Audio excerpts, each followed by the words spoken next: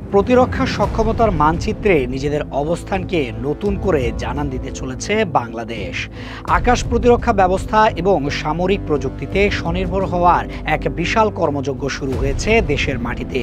সম্প্রতি এমন কিছু পদক্ষেপের খবর সামনে এসেছে যা ভারতের মোদির চিন্তা বাড়িয়ে দিয়েছে এবং বাধ্য করেছে বাংলাদেশকে নিয়ে ভাবতে। আর এর কারণ বাংলাদেশ বিমান বাহিনীর তালিকায় যুক্ত হতে চলেছে চীনের বিধ্বংসী SY-400 ব্যালিস্টিক মিসাইল সিস্টেম। শুধু তাই নয়, দেশের মাটিতেই চীনের সহায়তায় অত্যাধুনিক ড্রোন তৈরির কারখানাও স্থাপন করা হচ্ছে। আর এসব দেখে মোটেও সন্তুষ্ট নয় ভারতীয়রা। বাংলাদেশের প্রতিরক্ষা ইতিহাসে যে নতুন অধ্যায় লেখা হতে চলেছে তার প্রথম এবং সবচেয়ে শক্তিশালী অংশটি হলো SY-400 স্বল্প পাল্লার ব্যালিস্টিক মিসাইল সিস্টেম। অত্যন্ত নির্ভরযোগ্য সূত্র নিশ্চিত করেছে যে বাংলাদেশ সেনাবাহিনী চীনের কাছ থেকে এই অত্যাধুনিক মিসাইল সিস্টেম কেনার চুক্তি চূড়ান্ত করেছে। এটিকে শুধু একটি সাধারণ অস্ত্র হিসেবে দেখলে ভুল হবে। এটি এমন এক গেম চেঞ্জার যা বাংলাদেশের আক্রমণাত্মক প্রতিরোধ ক্ষমতা বা অফেন্সিভ ডিটারেন্সকে এক লাফে বহুগুণ বাড়িয়ে দেবে। এই SY-400 মিসাইল সিস্টেমটি প্রায় 280 কিলোমিটার দূরের যে কোনো লক্ষ্যবস্তুতে পিন পয়েন্ট নিখুঁতভাবে আঘাত হানতে সক্ষম। এর মানে হলো এই সিস্টেমটি কার্যকর হওয়ার পর বাংলাদেশ তার নিজের সীমানার ভেতর থেকেই বহুদূরের শত্রুর ঘাঁটিতে আঘাত হানার মতো এক অভাবনীয় সক্ষমতা অর্জন করবে, যা আগে কখনো কল্পনাও করা যেত না। সহজ কথায়, দেশের সার্বভৌমত্বে সামান্যতম আঘাত এলেই তার পাল্টা জবাব দেওয়ার জন্য বাংলাদেশকে আর সীমান্তে সীমাবদ্ধ থাকতে হবে না। অনেকেই এই SY-400 সিস্টেমকে রাশিয়ার বিখ্যাত ইস্কান্দার মিসাইল সিস্টেমের চীনা সংস্করণ হিসেবে উল্লেখ করেন। এর সবচেয়ে বড় শক্তি হলো এর নির্ভুলতা বা প্রিসিশন। এটি জিপিএস এবং ইনার্শিয়াল নেভিগেশন সিস্টেমের সমন্বয়ে লক্ষ্যবস্তুকে খুঁজে বের করে, ফলে এর লক্ষ্যভ্রষ্ট হওয়ার সম্ভাবনা প্রায় শূন্যের কোঠায়। একটি দেশের জন্য দূরপাল্লার আঘাত হানার এই সক্ষমতা এক শক্তিশালী প্রতিরোধমূলক বার্তা বা ডিটারেন্স হিসেবে কাজ করে। যে কোনো প্রতিকূল পরিস্থিতিতে শত্রুকে দ্বিতীয়বার ভাবতে বাধ্য করবে এই নীরব ঘাতক। বাংলাদেশের হাতে এই অস্ত্র থাকার অর্থ হলো যে কোনো আগ্রাসনের দাঁত ভাঙা জবাব দেওয়ার জন্য এখন থেকে পুরোপুরি প্রস্তুত বাংলাদেশ। ক্ষেপণাস্ত্র প্রযুক্তিতে এই অভাবনীয় অগ্রগতির পাশাপাশি আকাশপথে নজরদারি এবং আক্রমণের সক্ষমতা বাড়াতে বাংলাদেশ বিমান বাহিনী নিয়েছে আরও এক ঐতিহাসিক পদক্ষেপ। আর তা হলো চীনের কারিগরি সহায়তায় দেশের মাটিতেই অত্যাধুনিক ড্রোন বা আনম্যান্ড এরিয়াল ভেহিকল উৎপাদনকারী কারখানা স্থাপন। এই উদ্যোগটি কেবল দেশের প্রতিরক্ষা শিল্পকেই শক্তিশালী করবে না, বরং বাংলাদেশকে প্রযুক্তিগতভাবে স্বাবলম্বী হওয়ার পথে অনেক দূর এগিয়ে নিয়ে যাবে। এই বিষয়টি কোনো গুজব বা ধারণা নয়, এর সপক্ষে শক্ত প্রমাণ পাওয়া গেছে বাংলাদেশ বিনিয়োগ উন্নয়ন কর্তৃপক্ষ বা বিডার একটি সমন্বয় সভার কার্যবিবরণী থেকে। গত সেপ্টেম্বরে বিডার নির্বাহী চেয়ারম্যান চৌধুরী আশিক মাহমুদ বিন হারুনের সভাপতিত্বে অনুষ্ঠিত ওই সভায় ডিফেন্স ইকোনমিক জোন স্থাপন এবং দেশীয় উৎপাদন সক্ষমতা বাড়ানোর মতো গুরুত্বপূর্ণ বিষয়গুলো নিয়ে বিস্তারিত আলোচনা হয়। সেই সভার কার্যবিবরণী থেকেই জানা যায় এই ড্রোন ফ্যাক্টরির নির্মাণ কাজ চলতি বছরের ডিসেম্বর মাসের মধ্যেই শেষ হবে বলে আশা করা হচ্ছে।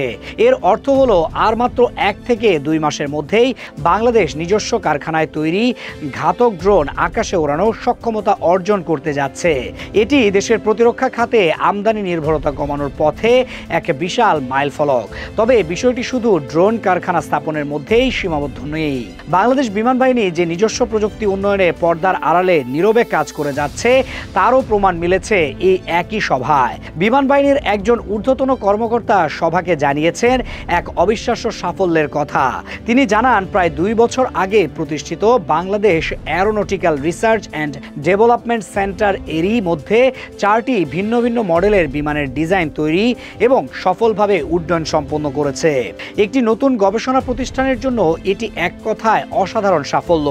এই গবেষণা কেন্দ্রের মূল লক্ষ্য হলো সম্পূর্ণ দেশীয় প্রযুক্তির বিকাশ ঘটানো। এর মাধ্যমে প্রাথমিকভাবে তৈরি করা হবে প্রশিক্ষণ বিমান এবং পরবর্তীতে বাণিজ্যিক স্পোর্টস এয়ারক্রাফট। এই উদ্যোগ সফল হলে প্রশিক্ষণের জন্য বাংলাদেশকে আর বিপুল পরিমাণ অর্থ খরচ করে বিদেশি বিমান কিনতে হবে না, যা দেশের অর্থনীতিতে একটি বড় ইতিবাচক প্রভাব ফেলবে। বিশ্বজুড়ে বিমান এবং এর যন্ত্রাংশের বাজার বিলিয়ন বিলিয়ন ডলারের। বাংলাদেশ যদি দেশের বিশ্ববিদ্যালয়গুলোর মেধাবী শিক্ষার্থীদের কাজে লাগিয়ে দক্ষ জনশক্তি তৈরি করতে পারে, তবে এভিয়েশন খাতে বিদেশি বিনিয়োগের এক নতুন দরজা খুলে যাবে। ড্রোন কারখানা এবং বিমান গবেষণা কেন্দ্র সেই অপার সম্ভাবনারই শক্তিশালী ইঙ্গিত দিচ্ছে।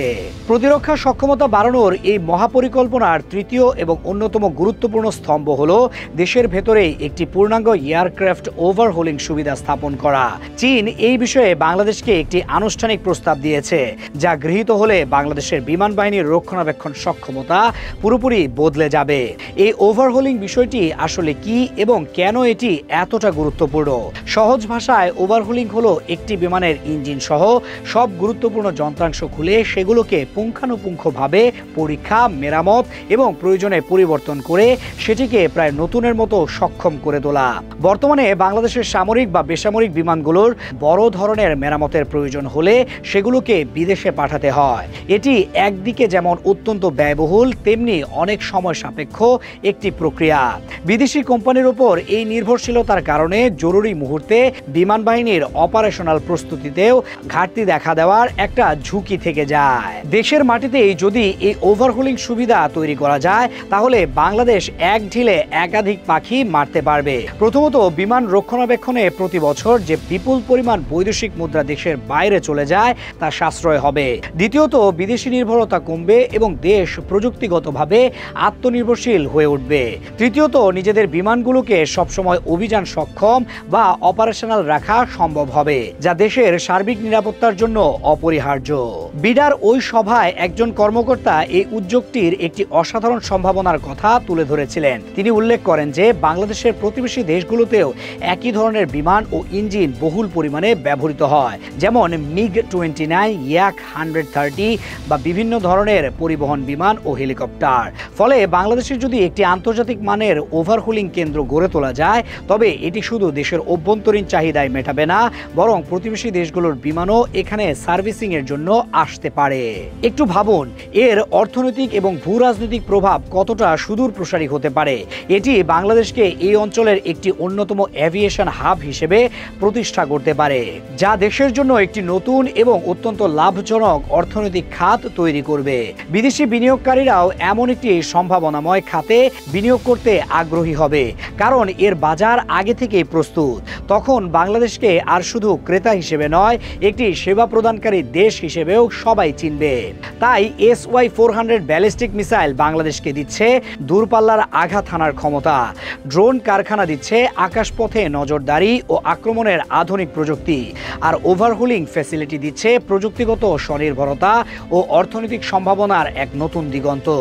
এই তিনটি উদ্যোগ যখন একসাথে বাস্তবায়িত হবে, তখন বাংলাদেশ বিমান বাহিনী তথা দেশের সামরিক প্রতিরক্ষা ব্যবস্থা এক অপ্রতিরোধ্য উচ্চতায় পৌঁছে যাবে। আর বাংলাদেশের এই অভাবনীয় উত্থানই কপালে গভীর চিন্তার ভাঁজ ফেলেছে ভারতের। দশকের পর দশক ধরে ভারত নিজেকে এই অঞ্চলের একচ্ছত্র শক্তি হিসেবে দেখে এসেছে, কিন্তু বাংলাদেশের হাতে SY-400 এর মতো ব্যালিস্টিক মিসাইল থাকা মানে ভারতের পূর্বাঞ্চলের অনেক গুরুত্বপূর্ণ শহর এবং সামরিক স্থাপনা এখন বাংলাদেশের মিসাইলের পাল্লার মধ্যে চলে আসা। বিশেষ করে শিলিগুড়ি করিডোর বা চিকেন স্নেক এর মতো স্পর্শকাতর এলাকা এখন সরাসরি হুমকির মুখে। একই সাথে চীনের সহায়তায় ড্রোন কারখানা এবং অন্যান্য সামরিক প্রযুক্তি অর্জন ভারতের জন্য একটি বড় মাথা ব্যথার কারণ এর মাধ্যমে বঙ্গোপসাগর এবং এর সংলগ্ন এলাকায় চীনের প্রভাব আরও বাড়বে, যা ভারত কখনোই চায় না। বাংলাদেশের এই সামরিক আধুনিকায়ন ভারতের আঞ্চলিক আধিপত্যের জন্য একটি সরাসরি চ্যালেঞ্জ। তাই নয়াদিল্লির কর্তা ব্যক্তিরা যে এই ঘটনায় স্বস্তিতে নেই তা বলাই যায়।